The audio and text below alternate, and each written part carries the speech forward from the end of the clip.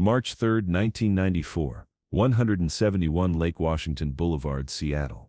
It was 2:47 a.m. when the first neighbor called 911, reporting what sounded like someone in extreme distress screaming from Kurt Cobain's lakefront home. The second call came at 3:15 a.m. By 3:30, three more calls flooded the emergency dispatch. What the police discovered when they arrived would reveal Kurt's most haunting and beautiful creation, a secret recording that he never intended anyone to hear. The neighbors had reason to be concerned. For 3 nights straight, blood-curdling screams and what sounded like violent sobbing had been echoing across the quiet residential neighborhood.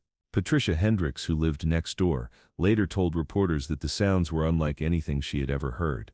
It wasn't just crying, she explained. It was the sound of someone's soul being torn apart. We thought someone was being hurt, maybe even killed. What the neighbors didn't know was that Kurt had been working on something that consumed him completely. A deeply personal recording project that he had told no one about, not even Courtney Love or his bandmates. He had converted his home studio into what he privately called his confession booth, a place where he could pour out his deepest fears without judgment or expectation. Officer Michael Rodriguez was the first to respond to the domestic disturbance call. As he approached the house, he could hear what sounded like a man wailing in agony, accompanied by haunting acoustic guitar. The sounds were so intense that Rodriguez initially called for backup, convinced he was about to encounter a crime scene. "I've responded to hundreds of domestic violence calls," Rodriguez later recalled, "but I'd never heard anything like what was coming from that house. It was raw pain, but somehow beautiful at the same time." When Kurt answered the door, he looked like he had been crying for hours. His eyes were red and swollen, his face was pale, and his hands were shaking. But he was alone, uninjured, and holding an acoustic guitar. "I'm sorry, officers," Kurt said, his voice hoarse from singing. "I didn't realize I was being so loud. I've been working on something personal." Rodriguez could see recording equipment scattered throughout the living room. Notebooks filled with lyrics covered every surface. Cassette tapes were labeled with dates going back weeks. This wasn't just a late-night songwriting session. This was something much deeper. "Sir, we received multiple calls about screaming," Rodriguez explained. "Are you all right? Is anyone else in the house?" Kurt looked embarrassed, running his hands through his unwashed hair. "It's just me. I guess you could call it therapy. Musical therapy. Musical therapy. I'm trying to work through some things."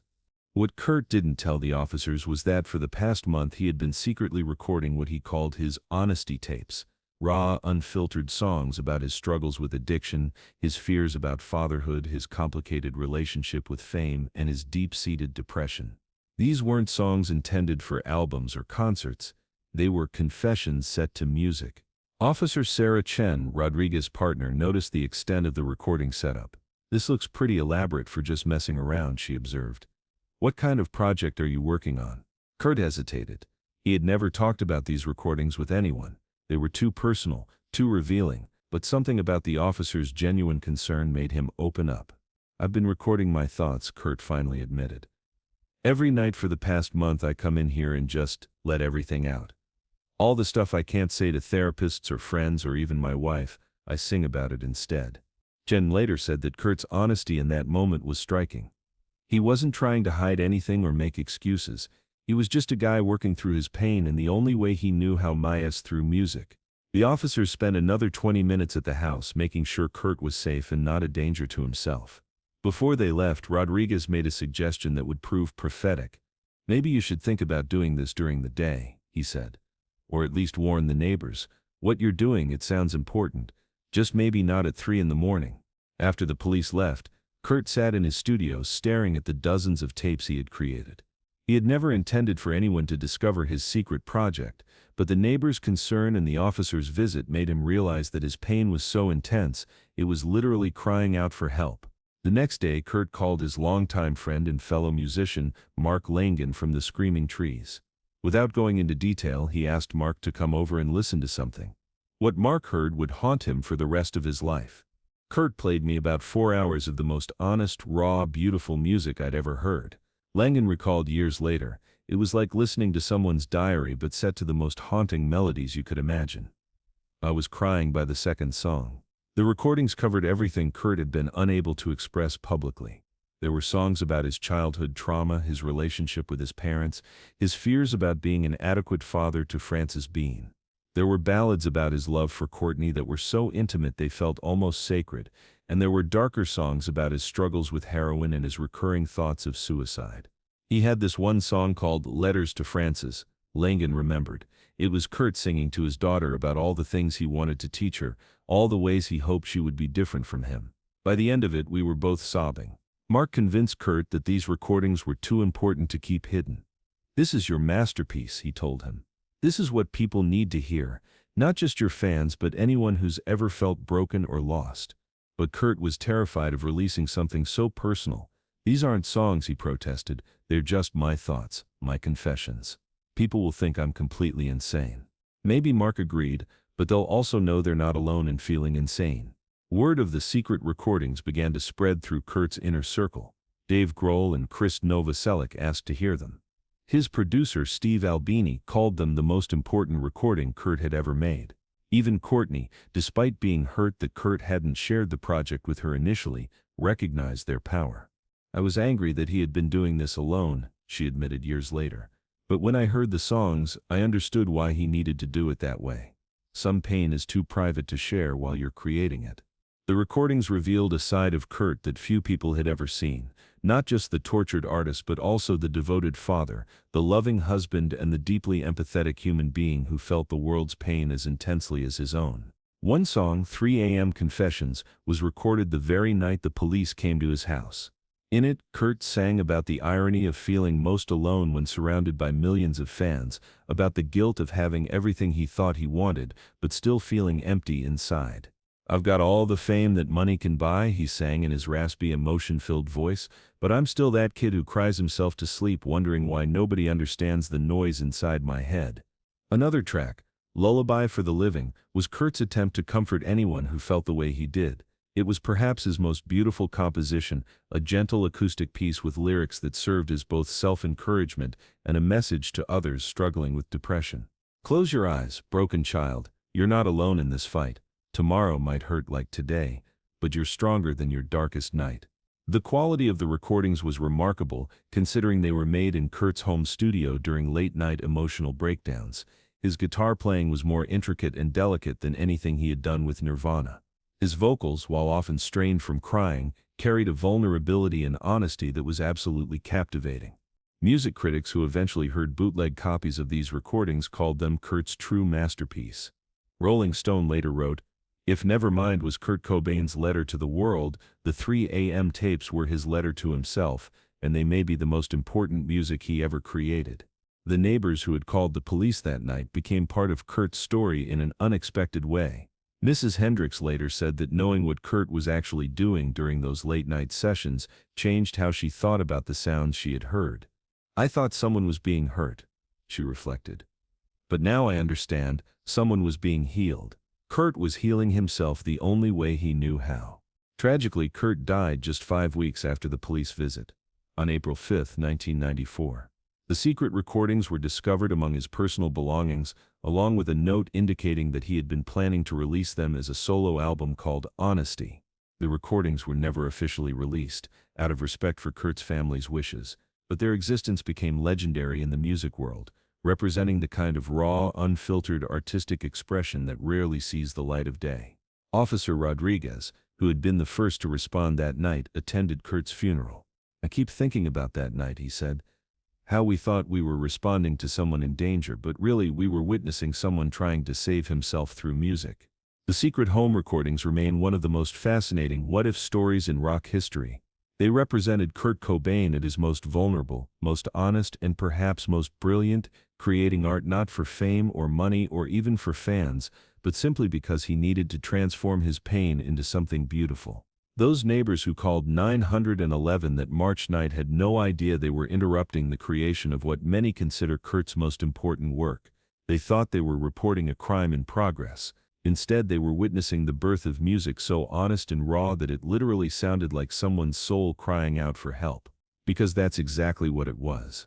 But the story of Kurt's secret recordings goes even deeper than what the police discovered that night. The project had actually begun weeks earlier, on February 8, 1994, after a particularly difficult therapy session. Kurt's therapist, Dr. Margaret Foster, had suggested that he find a creative outlet for emotions he couldn't express verbally. Kurt came home from that session completely frustrated. Courtney recalled years later, he said talking about his feelings felt like translating pain into corporate speak. He needed something more honest. That night, Kurt set up a single microphone in his living room and recorded his first honesty tape. It was just him, his acoustic guitar, and 3 hours of unfiltered emotion. The song he created, later titled Therapy Blues, was a scathing critique of the mental health system and his own resistance to getting help. "They want me to talk about my childhood like it's a Netflix series," Kurt sang in the recording. "But some pain don't fit in 50-minute sessions. Some hurt don't have a diagnosis." The recording process became Kurt's nightly ritual.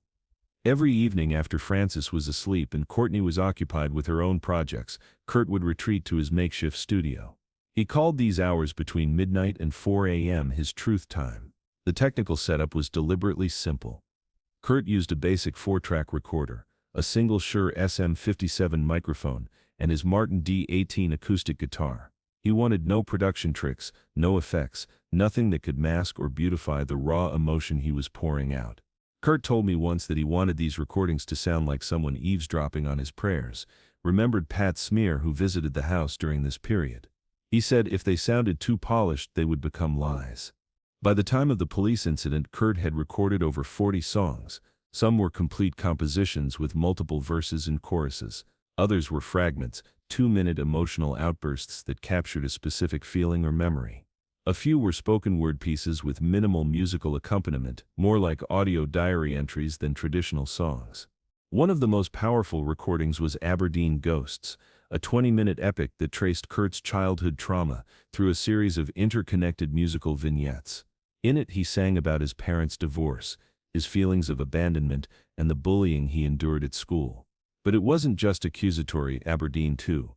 Kurt also took responsibility for his own role in perpetuating cycles of pain. "I learned to hurt before I learned to heal," he sang in one particularly haunting section. "Now I'm teaching my daughter that broken homes make broken souls, and I hate myself for passing on what I never wanted to receive." The recording that most disturbed those who heard it was titled Heroin Lullaby. In it, Kurt sang to his addiction as if it were a lover, describing the complex relationship between his dependency and his creativity. The lyrics were brutally honest about how drugs both inspired and destroyed his artistic process. "You whisper melodies that sound like peace," Kurt crooned to the substance that was killing him, "but every song you give me costs a piece of my soul, and I'm running out of pieces to trade." Frances Bean, who was barely 2 years old at the time, occasionally appears on the recordings. Kurt would sometimes sing gentle lullabies to her during his late-night sessions, creating some of the most tender moments in the entire collection. These paternal songs revealed a side of Kurt that the public rarely saw, the devoted father who was terrified of repeating his own childhood experiences. In Promise to Frances, one of the most emotionally devastating tracks, Kurt sang about his fears of leaving his daughter fatherless and his determination to break the cycle of abandonment that had defined his own childhood. "I won't be my father, baby girl, I swear I'll always stay. But there's this darkness following me, and I pray it goes away before it touches you the way it's always touched me." The neighbors who had called the police weren't the only ones concerned about Kurt's nocturnal activities. David Geffen, Kurt's label executive, had heard rumors about the home recordings and was pressuring Kurt to share them, seeing potential commercial value in such raw material. But Kurt was adamant that these songs would never be released. "This isn't music," he told Geffen during a heated phone conversation. "This is therapy. You don't sell someone's therapy sessions." The conflict over the recordings created additional stress in Kurt's final weeks. Music industry executives who got wind of the tapes were calling constantly, offering astronomical sums for just one listen. Kurt's response was always the same: "Some things aren't for sale." Danny Goldberg, Nirvana's manager, later said that Kurt's protective stance regarding the home recordings showed a maturity and artistic integrity that contradicted public perceptions of him as an out-of-control rock star. Kurt understood the difference between art that's meant to be shared and art that's meant to heal the artist, Goldberg explained. Those recordings were his private sanctuary and he guarded them fiercely. The technical quality of the recordings was remarkable considering Kurt's emotional state during their creation. Audio engineer Jack Endino, who later heard portions of the tapes, was amazed by Kurt's performance and production choices. Even in his most vulnerable moments, Kurt's musical instincts were perfect, Endanu observed. The guitar work was more sophisticated than anything he'd done with Nirvana. His vocal delivery was controlled even when he was falling apart. It was like watching someone create masterpieces while having a nervous breakdown. One recurring theme throughout the recordings was Kurt's complicated relationship with fame. In Celebrity Autopsy, he dissected the psychological cost of being constantly scrutinized by media and fans. "They love me for my pain but hate me when I'm happy," Kurt sang. "They want my tears in HD but judge me when I cry. I'm a zoo animal who learned to play guitar." The recordings also revealed Kurt's deep love for Courtney, despite their publicized relationship struggles. Courtney's song was a beautiful acoustic ballad that celebrated her strength and creativity while acknowledging the challenges they faced as public figures. "She's tornado and sunshine, chaos and peace," Kurt sang about his wife. "She saves me every day and I destroy us every night, but I'd rather burn with her than freeze alone." After Kurt's death, the fate of these recordings became one of the most contentious issues in the settlement of his estate. Music historians, biographers, and fans all wanted access to what many considered his most honest work. But Courtney Love made the difficult decision to keep them private, arguing that releasing them would violate Kurt's explicit wishes. "Kurt made those recordings to heal himself, not to entertain the world," Courtney stated in a 1996 interview. "They're too sacred to commodify."